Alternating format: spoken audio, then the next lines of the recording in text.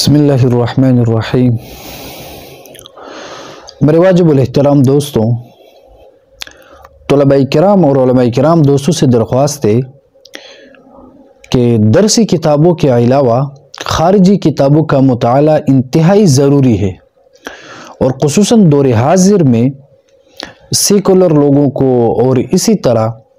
جو دین سے بیزار لوگ ہیں ان کے تحریرات کو دیکھنا، ان پر غور فکر کرنا، اور اسی طرح جو ملحدین لوگ ہوتے ہیں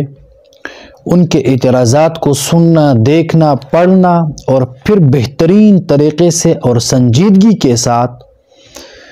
مدلل انداز کے ساتھ گفتگو کرنا اور ان کا رد کرنا، یہ طلباء کرام اور علماء کرام کا بنیادی فریضہ ہے۔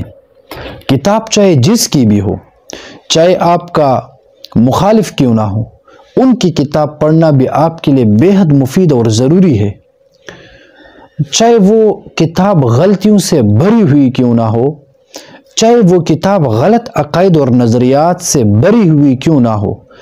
لیکن تنگ نظری سے ہٹ کر اعلیٰ ظرفی کا مظاہرہ کرتے ہوئے گہری نگاہ سے اس کتاب کا مطالعہ کرنا یہ انتہائی ضروری ہے۔ لیکن یہ ان لوگوں کے لیے جو صحیح اور غلط کے مابین تمیز اور فرق بیان کر سکتے ہیں۔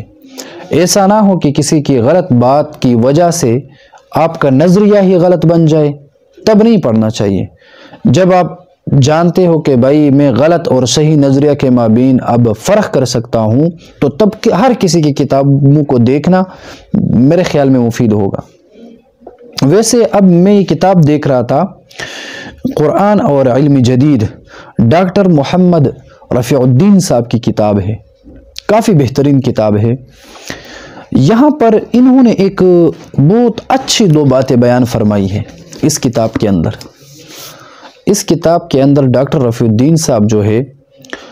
وہ فرماتے ہیں، اور یہ بات دور حاضر کے خطباء اور جو مقررین ہیں ان کے لیے کافی مفید ثابت ہوگی۔ یہاں پر قرآن اور علم جدید کے صفحہ نمبر 14 میں فرماتے ہیں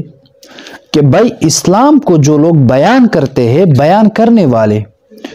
بعض لوگوں میں دو بڑی غلطیاں پیدا ہوتی ہے، اور دو بڑی غلطیوں کی وجہ سے لوگ اسلام سے دور ہو جاتے ہیں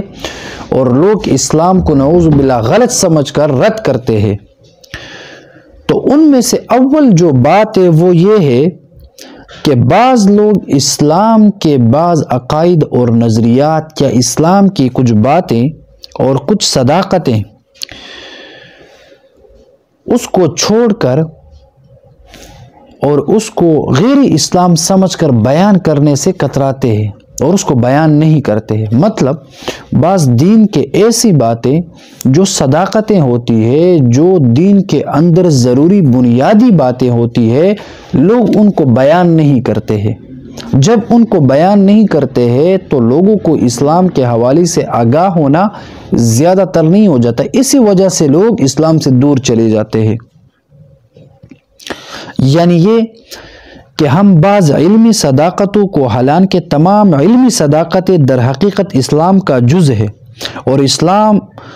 ان کو اپناتا ہے، جو علمی صداقتیں ہیں، ان علمی صداقتوں کو غلط باتیں سمجھ کر اسلام سے جدا کر جاتے ہیں۔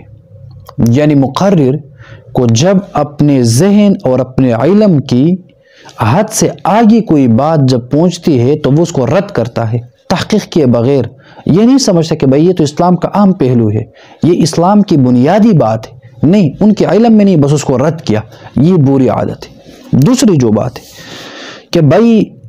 ہم بعض غلط باتوں کو، حالانکہ تمام غلط باتیں در حقیقت اسلام سے غیر ہے اور اسلام ان سے بیزار ہے، یعنی غلط باتوں سے اسلام بیزار ہے، ہم اس غلط باتوں کو صداقتیں سمجھ کر اسلام کے اندر داخل کرتے ہیں، اس کی وجہ سے بھی اسلام سے لوگ متنفر ہو جاتے ہیں۔ کئی کبار کہانیوں کا سنانا، اپنے باباؤں کی کہانی سنانا، اور اسی طرح منگڑت روایات کو بیان کرنا، اسی طرح نعوذ باللہ دین اسلام کو دہشت گردی کے جیسا پیش کرنا، لوگوں کو ڈرانا، خوف زدہ کرنا، یہ اسلام کی تعلیمات نہیں ہے۔ اسلام کے اندر بھائی اخوت، محبت، عقیدت سے ایک دوسرے کے ساتھ زندگی گزارنے کا بہترین درس دیا جاتا ہے۔ اور دور حاضر میں ہمارے جو طلباء کرام ہوتے ہیں وہ اکثر زیادہ تنگ نظر ہوتے ہیں۔ میں ہرگز کسی پر تنقید نہیں کرتا ہوں۔ اب یہ 2025 آنے والا ہے، طلباء کرام کے کمنٹس آپ دیکھ لیں، بعض طلباء کرام کے اچھے بھی ہیں، دیکھ لیں سر پر پگڑی اور چہرے پر سنت رسول اور اچھا سا لباس، سفید کپڑے پہنے ہوئے وہ کمنٹس میں گالیاں دیتے ہیں۔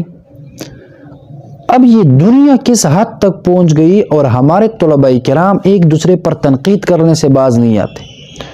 بھائی اب دنیا کہاں تک پہنچ گئی اور اسلام کے مدافعین کو کیا کرنا چاہیے، طلباء کا کام اب کیا ہونا چاہیے، ان سب کاموں کو چھوڑ کر طلباء کرام اب کیا کرتے؟ بھائی فلاں بندہ شہرتی ہے، بھائی فلاں بندہ نعوذ باللہ وہ ٹھیک نہیں ہے، بھائی فلاں بندہ کا اٹھنا بیٹھنا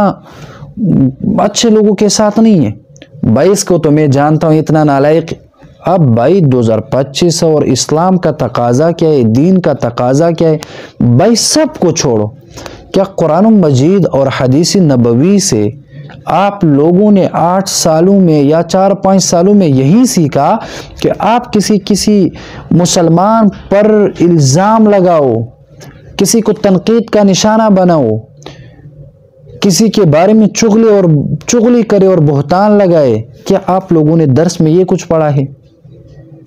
کیا اسلام ہمیں کسی کے بارے میں غلط بیانی کرنے سے نہیں روکتا ہے؟ کیا یہ اسلام ہے؟ اگر میں مجبوراً وہ کمنٹس وغیرہ شیئر نہیں کرتا، اگر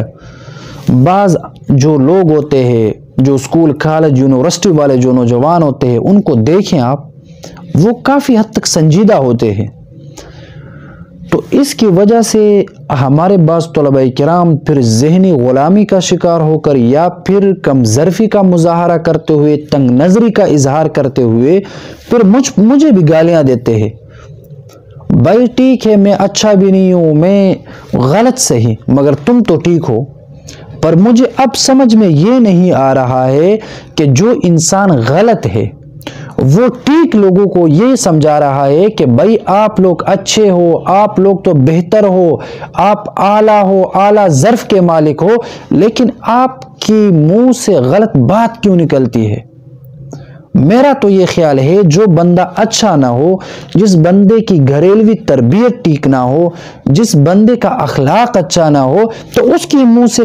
بد کلامی نکلتی ہے، اس کے منہ سے گالیاں نکلتی ہے، اس کے منہ سے تنقید نکلتی ہے، تنقید برائے تنقید کی بات کرتا ہوں، اس کے منہ سے الزام تراشی اور اس کے منہ سے بہتان لگانا اس کے منہ سے نکلتا ہے۔ جو انسان اچھا نہ ہو، جس کی گھریلوی تربیت نہ ہو چکی ہو، جو قرآن اور حدیث سے میلوں تک دور ہو، لیکن جو بندہ خود کو محمد رسول اللہ صلی اللہ علیہ وسلم کا وارث سمجھتا ہے، جو بندہ خود کو ایک عالم الدین سمجھتا ہے، جو بندہ خود کو طالب العلم سمجھتا ہے، جو بندہ خود کو قرآن مجید اور احادیث نبوی کی روشنائی سے اور اس علمیت سے خود کو منور سمجھتا ہے، ان کے منہ سے آخر بد اخلاقی، بد کلامی، گالیاں، الزام لگانا، بہتان لگانا، غیبت کرنا، اس کے منہ سے کس طرح یہ الفاظ نکلتے ہیں۔ اب میرا دل و دماغ یہاں پر کام نہیں کرتا۔ کچھ لوگ ہوتے ہیں جو دوسروں پر تو تنقید کرتے ہیں، لیکن وہ تنقید برائی تنقید کرتے ہیں۔ کچھ لوگ دوسروں کو نصیحت کرتے ہیں، لیکن نصیحت جو کرتے ہیں ساتھ میں گالی بھی دیتے ہیں۔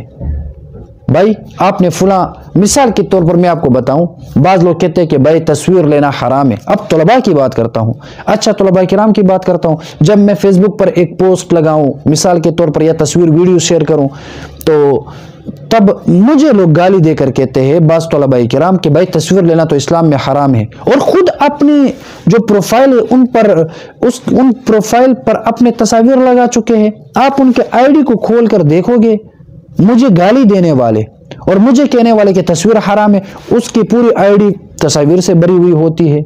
اب میں یہ نہیں سمجھ رہا ہوں کہ بھائی یہ جو لوگ ٹھیک ہے خود بھی گناہ میں مبتلا ہے، تصویر نکالتے ہیں، مبتلا ہے، لیکن مجھے کہنا کہ بھائی آپ تصویر کیوں نکالتے، یہ بھی میں مان لوں گا کہ ٹھیک ہے، ٹھیک ہے، لیکن مجھے یہ بات سمجھ نہیں آ رہی کہ بھائی یہ بات کہتے ہوئے گالی دینا کیا ضروری ہے؟ کیا الزام لگانا ضروری ہے؟ تو میں طلباء کرام سے کہنا چاہتا ہوں، اپنے علماء کرام دوستوں سے کہنا چاہتا ہوں کہ بھائی سنجیدگی اختیار کریں، اعلیٰ ظرفی کا مظاہرہ کریں۔ جب کسی کے بارے میں آپ کی غلط فہمی ہو، کسی کے بارے میں آپ غلط باتیں سنیں، تو پھر لوگوں کی باتوں پر دھیان نہ دیں، بلکہ اس بندے کے ساتھ بیٹھ جاؤ اور ان سے پوچھے۔ یوں میں کبھی کبھی کہتا ہوں کہ بھائی آپ لوگوں نے میرے بارے میں تو بہت کچھ سنا ہے، کبھی مجھ سے بھی سنا کرے۔ میرے کافی دوست تھے جو میرے بڑے مخالفین تھے فیس بک پر، لیکن جب بھی میرے ساتھ ان کی ملاقات ہوتی ہے تو اللہ کا کرم ہے وہ لوگ میرے دوست بن جاتے ہیں۔ بنیادی وجہ یہ کہ بھائی وہ لوگوں کی گالیوں کو دیکھ کر، الزاموں کو دیکھ کر، اسی طرح بہتانوں کو دیکھ کر، بد کلامی کو دیکھ کر وہ لوگ بھی حیران ہو جاتے کہ بھائی یہ لوگ ان کو گالیاں کیوں دیتے ہیں۔ پرسوں ایک دوست نے مجھے ایک اچھی سی بات بتائی کہ بھائی لوگ جو ہے وہ کسی دوسرے انسان کی صلاحیتوں سے خوفزدہ ہوتے ہیں، صلاحیتوں سے گھبراتے ہیں، صلاحیتوں کے ساتھ حسد کرتے ہیں، اور کسی کو نہیں چاہیے کہ جب لوگ اس پر الزام لگائے، بہتان لگائے، اس کو برا بالا کہے، وہ خود پر کبھی بھی شک کرنے بالکل خود پر شک ہی نہ کرے کہ بھائی آخر یہ مجھ میں کیا ہے کہ یہ لوگ مجھے گالیاں دیتے ہیں۔ اس طرح سوچنے کی بالکل ضرورت نہیں ہے، بلکہ یہ لوگ جو ہے یہ آپ کو گالیاں نہیں دیتے ہیں، بلکہ آپ میں سے کوئی ایک اچھی سی خوبی ہوتی ہے، آپ میں سے ایک کمال ہوتا ہے، آپ میں سے ایک اچھی صفت ہوتی ہے۔ یہ لوگ اس صفت سے ڈرتے ہیں، اس کمال سے ڈرتے ہیں، اور آپ کی صلاحیتوں سے یہ لوگ حسد کر کے آپ کی ذات کو ٹارگٹ بناتے ہیں۔ تو سنجیدگی اختیار کرنا اور اعلیٰ ظرفی کا مظاہرہ کرنا اور خوش اخلاقی کا مظاہرہ کرنا یہ علماء کا نہیں بلکہ مسلمان کا بنیادی فریضہ ہے، اور علماء اور طلباء کا تو بدرجہ اولا بنیادی فریضہ ہے۔ تو اعلیٰ ظرفی کا مظاہرہ کریں، اخلاق کا مظاہرہ کریں، اور اپنی زبان کو صحیح طریقے سے استعمال کریں۔ اللہ رب العالمین ہمیں اور آپ لوگوں کو سمجھنے کی توفیق عطا فرمائے۔